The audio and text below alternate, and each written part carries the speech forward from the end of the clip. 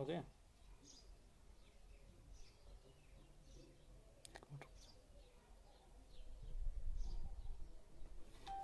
मैं शेयर करता हूँ उसमें। हो गया।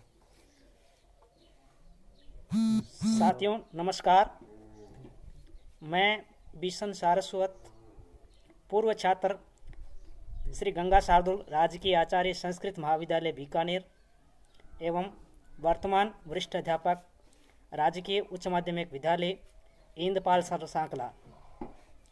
साथियों, मैं श्री डूंगरगढ़ तहसील के नारसीसर गांव से बिलोंग करता हूं। सर्वप्रथम मैं इस समूह के संचालक महोदय का धन्यवाद ज्ञापित करता हूं कि उन्होंने मुझे इस लायक समझा कि मैं आपके साथ आकर के रूबरू हो सकूं।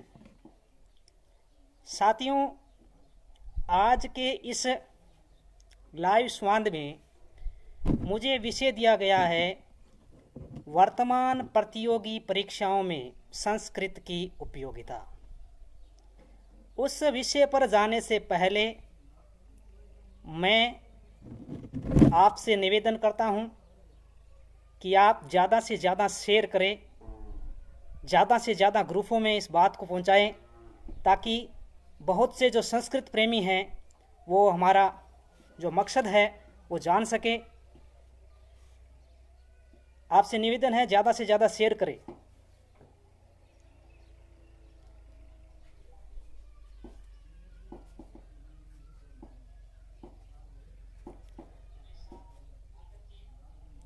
साथियों, मैं अपने विषय पर जाने से पहले उस मुहिम को बताना चाहता हूं, जो मुहिम श्री गंगा शार्दुल राजकीय आचार्य महाविद्यालय के प्राचार्य महोदय और उनके शिष्यों ने शुरू कर रखी है।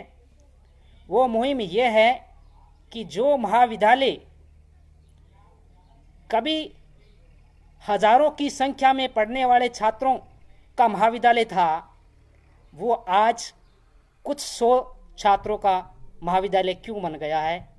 उस महाविद्यालय का जो प्राचीन गौरव है वो वापस कैसे सेटअप किया जाए, इसके लिए जो मुहिम प्राचार्य महोदय और कुछ अनन्य साथियों ने छेड़ रखी है, वास्तव में वो काबिले तारीफ है। मेरा भी आपसे निवेदन है, आप जहाँ कहीं से भी मेरे को सुन रहे हैं, मेरा आपसे निवेदन है कि ये श्री गंगा शार्दुल राजकीय आचार्य संस्कृत महाविद्यालय जो बीकानेर नगर के रानी बाजार इलाके में स्थित है, आप इस महाविद्यालय में एक बार ज़रूर पधारें और अपने बच्चों के अच्छे संस्कार और अच्छे भविष्य के लिए इस महाविद्यालय में प्रवेश जरूर दिलाए। ये मेरा आपसे निवेदन है, जहां आपके बच्चों को बहुत अच्छी शिक्षा के साथ साथ अच्छे संस्कार भी मिलेंगे। साथियों, आज हमारे समाज में संस्कृत का स्थान हालांकि सम्मान की दृष्टि से तो बहुत ज्यादा है, पर छात्र क्यों नहीं पहुंच रहे हैं, यह बहुत चिंता का विषय है। समाज में जाए तो लोग बातें करते हैं कि वास्तव में संस्कृत बढ़िया है, संस्कृत पढ़ना चाहिए, संस्कृत वालों का सम्मान भी है। जब भी हम कहीं जाते हैं तो वो हमें सम्मान की दृष्टि से देखते हैं, पर वो उदासीनता क्यों है, वो निष्क्रियता क्यों है लोगों की, क्यों नहीं आना चाहते लोग। ये एक गहन चिंतन का विषय है। ये निष्क्रियता कहाँ पैदा हुई है, ये खोजने का विषय है। साथियों, कल हमारे आदरणीय लीलाधर जी भी लाइव आए थे। उससे पहले मेरे अजीज दोस्त महावीर तावनिया जी भी लाइव आए थे, और महावीर तावनिया जी ने जो बात कही थी संस्कृत की उदासीनता को लेकर के, उन्होंने जो कुछ पॉइंट रखे थे वो वास्तव में चिंतन करने योग्य हैं। उन्होंने एक पॉइंट रखा था, वो मुझे बहुत पसंद आया था। उन्होंने पॉइंट रखा था कि हम जो लोग संस्कृत से जुड़े हुए हैं वो अपने ही परिवार के लोगों को क्यों नहीं ला रहे हैं संस्कृत में। ये बहुत सोचने का विषय है। हम बड़ी बड़ी पदों पर बैठे हैं, फिर भी हमारे परिवार के बच्चे क्यों नहीं आ रहे हैं, ये सोचने का विषय है। हालांकि इसके साथ साथ हम यदि सकारात्मक पॉइंट पर जाएं तो कुछ लोग ऐसे भी जुड़े हैं जिन्होंने संस्कृत की सेवा के लिए अपने परिवार समर्पित कर रखे हैं। जैसे मैं उदाहरण दूं तो अपनी आदरणीय गुरुजी हरिराम जी का ले सकते हो, जिन्होंने अपना पूरा परिवार संस्कृत की सेवा में लगा रखा है। खुद अपने स्कूल में व्याख्याता है ही, इसके अलावा उनके सुपुत्र नरसिंह जी जो कि अभी चोपड़ा विद्यालय गंगा शहर में व्याख्याता के रूप में अपनी सेवा दे रहे हैं। इसके अलावा उनकी सुपुत्री हेमलता जी मेरे पड़ोस के गांव जंजीव में अपनी सेवा दे रहे हैं, जो कि संस्कृत से बिलोंग करते हैं। इसके साथ साथ न केवल उन्होंने अपने परिवार के बल्कि अपने रिश्तेदारों को भी वो लेकर आए हैं। कौन भूल सकता है राजेंद्र जी को, जिन्होंने 8वीं रैंक ला करके हम सबको गौरवान्वित महसूस कराया था। तो ये सब चीजें अपने सोचने लायक है। अपने को अपने परिवार से बहुत से लोगों को संस्कृत में लाना होगा। भले ही हम उनको दूसरे क्षेत्र में भेजें, मैं ये नहीं कहता कि आप सभी संस्कृत में लेकर गए, भले ही हम उनको दूसरे क्षेत्र में भेजें, पर उनको संस्कृत का नॉलेज होना जरूरी है। क्योंकि आज वो बात नहीं है। ठीक है, ये हम भारतीय हैं, अलग सोचने लग गए। कुछ लोगों ने कहा कि संस्कृत मृतप्राय हो गई है, संस्कृत पांडित्य की भाषा है, संस्कृत में सिर्फ कर्मकांड होते हैं। वास्तव में ये सोच गलत है। हमें विदेशों में देखना चाहिए, विदेशों में संस्कृत के प्रति ललक बढ़ रही है। लोग संस्कृत को जानना चाहते हैं। जैसे मैं यदि विदेश के कुछ रिपोर्ट्स आपके सामने प्रस्तुत करूं तो हमारी आंखें खुल जाएगी। आज से 33 साल पहले फोर्ब्स पत्रिका ने 1987 में एक रिपोर्ट प्रस्तुत की थी, जिस पत्रिका ने दावा किया था कि दुनिया भर के जो कंप्यूटर के साइंटिस्ट हैं, उन्होंने बहुत सी भाषाओं को परखा और परखने के बाद वो उस नतीजे पर पहुंचे कि कंप्यूटर सॉफ्टवेयर के लिए यदि कोई सर्वोत्तम और सर्वश्रेष्ठ भाषा है तो वो संस्कृत भाषा है। और ये हमारे लिए गौरव का विषय है। इसके साथ साथ नासा के वैज्ञानिकों का मत है कि हम 2025 में सुपर कंप्यूटर की 6th जनरेशन निकालेंगे और 2035 में 7th जनरेशन का सुपर कंप्यूटर निकालेंगे, जिसमें हमारे लिए एक बहुत बड़ा गौरव का विषय होगा कि उस सुपर कंप्यूटर की जो सॉफ्टवेयर इस्तेमाल किए जाएंगे, जो सॉफ्टवेयर में जो लैंग्वेज होगी, वो पाणिनीय माहेश्वर सूत्रों पर आधारित होगी। इसके अलावा नासा के वैज्ञानिक तो यहां तक दावा कर रहे हैं कि जब वो ट्रेवलर भेजते हैं ना अंतरिक्ष में, वो अंतरिक्ष ट्रेवलर को वैज्ञानिक जब संदेश भेजते हैं दूसरी भाषाओं में, तो वो संदेश उनके पास पहुंचते पहुंचते क्या उल्टे पुल्टे हो जाते हैं, मतलब उल्ट दिए जाते हैं, आगे पीछे हो जाते हैं अन्य भाषाओं में भेजे तो। परंतु जब नासा के वैज्ञानिकों ने इसके लिए संस्कृत का इस्तेमाल किया तो वो उल्टा पुल्टे जरूर हैं, इधर उधर जरूर हैं, परंतु संस्कृत की एक वैज्ञानिकता है। वो भले ही शब्द आगे पीछे हो जाए, पर उस जो हमने पंक्ति भेजी है, जो संदेश भेजा है, उसका अर्थ नहीं चेंज होता है। अंग्रेजी में आप अगर यू डू वर्क बोलते हैं तो इसका हिंदी अर्थ होता है तुम काम करते हो। अब अगर वो संदेश आगे पीछे हो जाए और डू आगे आ जाए तो तुरंत प्रश्न बन जाता है, डू यू वर्क, क्या तुम काम करते हो। परंतु यदि हमारे संस्कृत में वही संदेश कैसे भी जाए चाहे इधर जाए चाहे उधर जाए, आगे हो चाहे पीछे हो, उसका अर्थ नहीं चेंज होता है। ये हमारी भाषा की वैज्ञानिकता है। हमारी भाषा की वैज्ञानिकता पर मैं एक और उदाहरण देना चाहूंगा। आचार्य दंडी का ग्रंथ है 10 कुमार चरितम, और वहां पर राजकुमार विश्रुत की कथा आती है। तो राजकुमार विश्रुत को एक बार बाण लग जाता है और उनके जो नीचे का होठ है उसके चोट लग जाती है, होठ कट जाता है।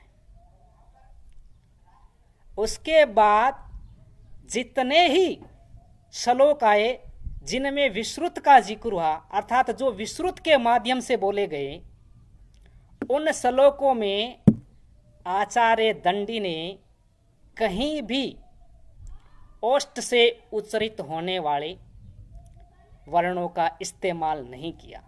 यह हमारी भाषा की वैज्ञानिकता है। अगर वो ऐसा नहीं करते तो लोग सवाल कर देते, साहब आपकी भाषा की वैज्ञानिकता कहाँ है? आप कह रहे हो ना ये शब्द ओष्ठ से ही उच्चारित होंगे। इसी भाषा की वैज्ञानिकता को बनाने के लिए, बनाए रखने के लिए आचार्य दंडी ने उस कथा में जहां भी विश्रुत का जिक्र आया वहां विश्रुत के माध्यम से कोई भी शब्द ओष्ठ से उच्चारित होने वाले का यूज उन्होंने नहीं किया। इसके अलावा WHO ने भी एक रिपोर्ट दी जिसमें WHO ने दावा किया, और वह सही भी है, कि जो लोग संस्कृत बोलते हैं उनको ब्लड प्रेशर, मधुमेह और कोलेस्ट्रॉल से संबंधित समस्या नहीं होती है। वैज्ञानिक तो यहां तक दावा कर रहे हैं कि जो लोग संस्कृत पढ़ते हैं या संस्कृत बोलते हैं उन लोगों का जो तंत्रिका तंत्र है वो एकदम स्वस्थ रहता है। इसके अलावा हमारी याददाश्त पर भी बहुत प्रभाव पड़ता है। जिन लोगों के पास संस्कृत है उनकी याददाश्त भी अच्छी होती है। एक रिपोर्ट आई थी रशियन स्टेट यूनिवर्सिटी की, जिसमें रशियन स्टेट यूनिवर्सिटी ने दावा किया कि जो भारतीय ग्रंथ है गीता, महाभारत, रामायण, उन ग्रंथों के यदि सारभूत अध्ययन किया जाए तो पूरी तरह से वहां तकनीकी का इस्तेमाल किया है, अर्थात आपको पूरी प्रौद्योगिकी की जानकारी वहां से प्राप्त हो जाएंगी, और हम ले भी रहे हैं। इसके अलावा एक और क्षण आया 2015-16 में कि जो संयुक्त राष्ट्र संघ का चार्टर है वो संस्कृत में अनुदित किया जाएगा, अर्थात उसका अनुवाद संस्कृत में किया जाएगा। और यह जानकारी थी हमारे जो संयुक्त राष्ट्र में स्थायी प्रतिनिधि है अकबरुद्दीन साहब ने। तो जब विश्व इतना मान रहा है संस्कृत को, और आज योगा के रूप में तो हम देख ही रहे हैं, तो हम क्यों नहीं मान रहे हैं? हम कहां निष्क्रिय रह रहे हैं? जर्मनी में इतने विश्वविद्यालय चल रहे हैं जहां संस्कृत का अध्ययन हो रहा है, फिर हम इसको कैसे मृतप्राय घोषित कर सकते हैं? ये हमारे लिए सोचने का विषय है।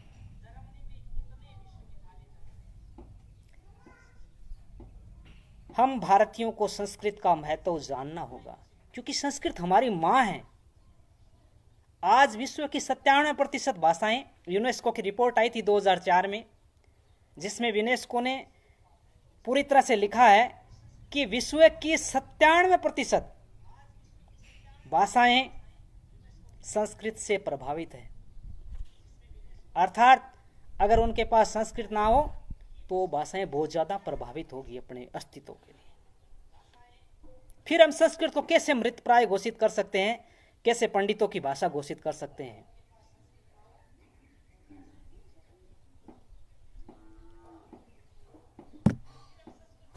हमें संस्कृत को घर तक, घर घर पहुंचाने के लिए घर घर सम्यक सेवक तैयार करने होंगे, और यह शुरुआत हमें खुद से करनी होगी कि मैं 4 आदमियों को तैयार करूंगा और वो 4 आदमी आगे तैयार करेगा।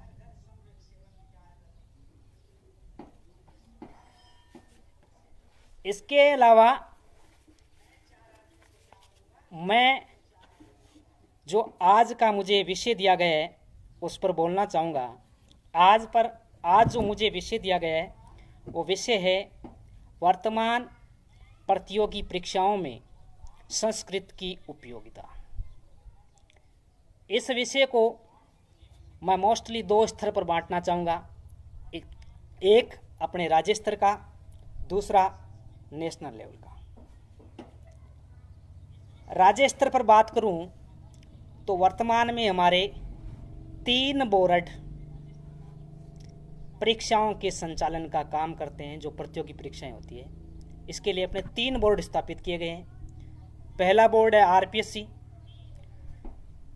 जो वरिष्ठ अध्यापक और व्याख्याता, स्कूल व्याख्याता, और इसके साथ साथ वो कॉलेज के लिए असिस्टेंट प्रोफेसर की भर्ती भी आयोजित करता है।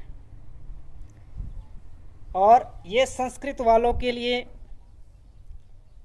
बहुत ही बढ़िया साल गुजरे हैं पिछले 5 साल, कि लगभग 7500 पोस्टों पर कॉलेज व्याख्याता, स्कूल व्याख्याता और वरिष्ठ अध्यापक की भर्तियां हुई है।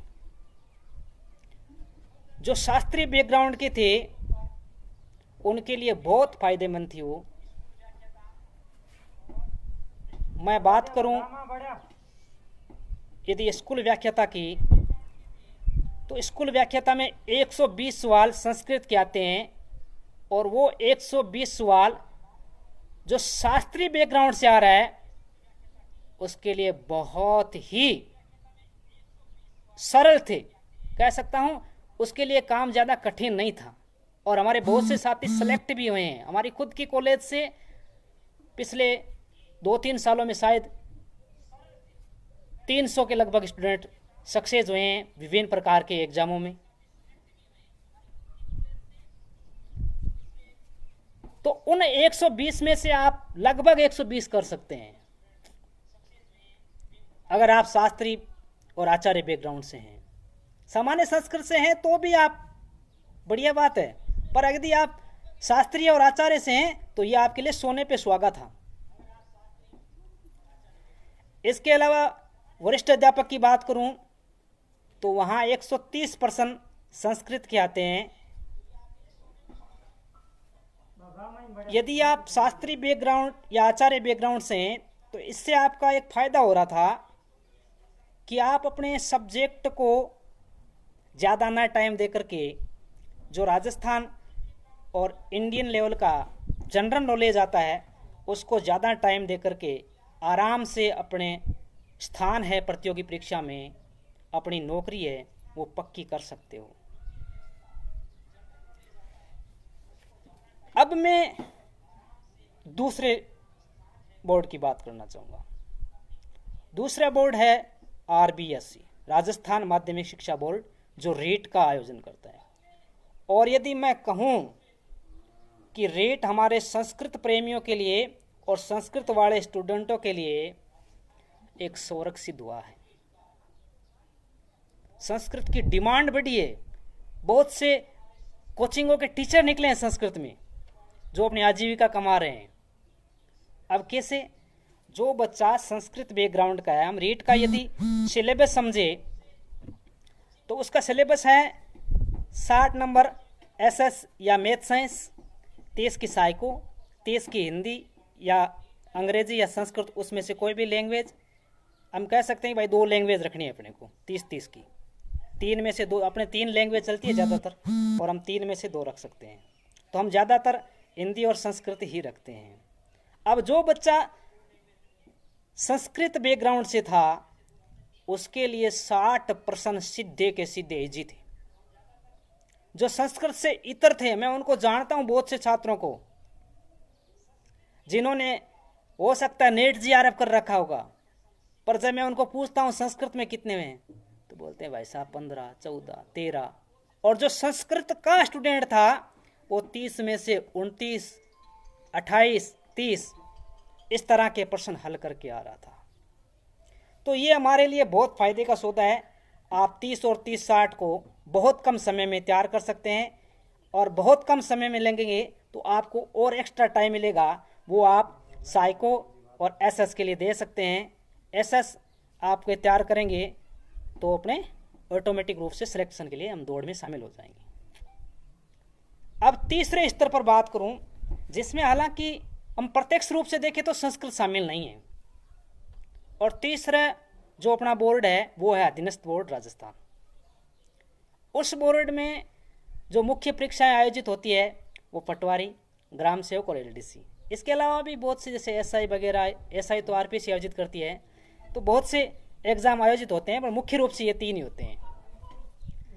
अब इन 3 एग्जामों में जो हिंदी का रोल है उसको संस्कृत वाला आराम से फेस कर सकता है, क्योंकि जो संस्कृत बैकग्राउंड से होता है उसकी हिंदी ऑटोमेटिक रूप से बढ़िया होती है। तो वो उसके लिए फायदे का सौदा है। जैसे पटवारी की बात करें तो वहां पहले 50 क्वेश्चन आते थे, वर्तमान में भी 25 आ रहे हैं, फिर भी वो 25 के 25 सही कर सकता है। इस तरह की हिंदी आती है, संस्कृत वाला आराम से कर सकता है। इसके अलावा बात करें ग्राम सेवक की तो वहां भी अच्छे खासा वेटेज है हिंदी का। बात करें एलडीसी का तो उसमें तो 33% वेटेज है पूरे सिलेबस का हिंदी का। तो जो संस्कृत बैकग्राउंड का होता है वो हिंदी को आराम से सूटेबल कर सकता है, अपने पक्ष में कर सकता है, और हिंदी अपने पक्ष में होने के बाद वो अदर सब्जेक्ट में आराम से आत्मविश्वास के साथ तैयारी कर सकता है। मैं नेशनल लेवल की बात करूं तो नेशनल लेवल पे आप सीटेट कर सकते हैं। सीटेट में भी मैंने जो आपको रीट वाला सिलेबस बताया उसी प्रकार के पैटर्न है, और उस पैटर्न के माध्यम से आप फिर बेनिफिट पे आते हो। सीटेट करने के बाद बहुत सी राष्ट्रीय स्तर की सेवाएं हैं, जैसे केवीएस, एनवीएस, डीएसएसबी, इस तरह की सेवाओं में आप जा सकते हैं और संस्कृत की उपयोगिता को आप सिद्ध कर सकते हैं। इसके अलावा एक और पोस्ट जिस पर हम लोगों का ध्यान बहुत कम जाता है वो होती है सेना में धर्मगुरु की पोस्ट, जिसके लिए शुद्ध रूप से शास्त्री की डिग्री मांगी जाती है। अन्य में तो हो सकता है बीए वाला चल जाए, पर जो धर्मगुरु की पोस्ट होती है उसमें शुद्ध रूप से शास्त्री की डिग्री मानी जाती है, और 27 साल एज आपकी होनी चाहिए। 27 साल की एज होने के बाद आप धर्मगुरु के लिए अप्लाई कर सकते हैं। तो वर्तमान प्रतियोगी परीक्षाओं में यदि हम संस्कृत का स्थान आज के दौर में देखें तो बहुत ही लाजवाब है। जो संस्कृत पढ़ने वाला है वो बहुत बेनिफिट में रहता है, बहुत कुछ आगे जा सकता है संस्कृत के माध्यम से, और अपने परिवार को रोजगार उपलब्ध करा सकता है, अपने परिवार के लिए रोजी रोटी का प्रबंध कर सकता है संस्कृत पढ़ने वाला बिल्कुल आराम से।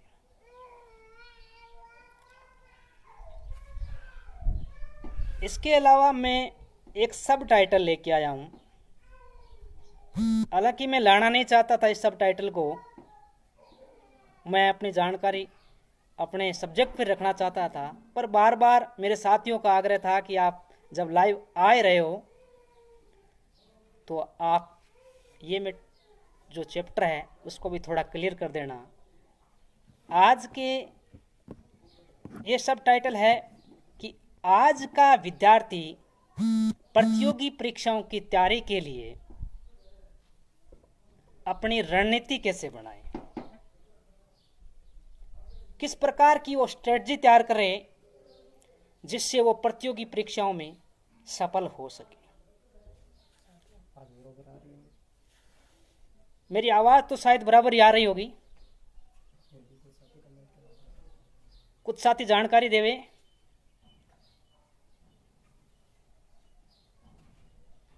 कृपया कमेंट बॉक्स में लिखिए आवाज क्लियर आ रही है।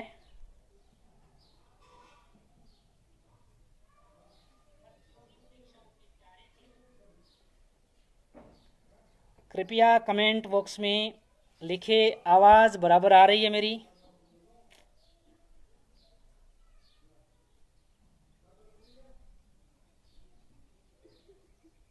ओके, तो आज के प्रतियोगी जो विद्यार्थी है वो अपनी स्ट्रेटजी कैसे बनाए। हालांकि मैं इतना बड़ा आदमी तो नहीं हूं कि इस मैटर पे विस्तृत रूप से बोल सकूं। फिर भी मैंने जीवन में कुछ थोड़ा बहुत सीखा है, थोड़े बहुत समय दिया है, तो जो मैंने किया है मैं वही बता देता हूँ। सबसे पहले क्या करना है, क्योंकि आज एक कंपटीशन का दौर है और इस कंपटीशन के दौर में बहुत सारी भर्तियां एक साथ आती है। गवर्नमेंट का भी कंपटीशन होता है कि भर्तियां ज़्यादा से ज़्यादा निकाली जाए। तब विद्यार्थी क्या होता है, उलझ जाता है, कौन से की करूँ, कौन सी करूँ, किस में भरूँ, किसकी तैयारी करूँ, और ये सवाल उसके दिमाग को झकझोर के रख देता है। तो सबसे पहले तो ये उलझन मिटानी होगी। आपको अपना एक लक्ष्य सेट करना होगा। आपको उन भर्तियों में से एक भर्ती आपको अपने लिए निश्चित करनी होगी कि मैं इसी भर्ती की तैयारी करूंगा। सबसे पहले आपको यही काम करना है कि आप इन भर्तियों में से एक ही भर्ती निश्चित कर ले कि मैं इसी की तैयारी करूंगा। हालांकि लोग कहते हैं कि साहब ये पैटर्न तो लगभग सेम सा ही होता है, पर मैं ये कहूँगा पैटर्न सेम सा होता है, पर यदि 5-10% डिफरेंस है ना, तो लोग तो पॉइंटों में रखते हैं, ध्यान रखना, पॉइंटों में पीछे रहते हैं। 5-10% तो बहुत ज़्यादा होता है। तो आप अपने लिए एक भर्ती निश्चित करें कि मुझे इस भर्ती की तैयारी करनी है। उसके बाद आप उस भर्ती का सिलेबस लीजिए, 2-3 बार उस सिलेबस का गहनता से अध्ययन कीजिए। उस सिलेबस में से अपने जो वीक पॉइंट है और स्ट्रॉन्ग पॉइंट है उन पर चिंतन कीजिए। उन पर चिंतन करने के बाद आप अपने अध्ययन के लिए सामग्री इकट्ठी कीजिए और वो सामग्री मानक होनी चाहिए। ध्यान रखना, इधर उधर के नहीं होने चाहिए, फलानी कोचिंग के नोट्स है नहीं, आपको मानक पुस्तकें लानी है।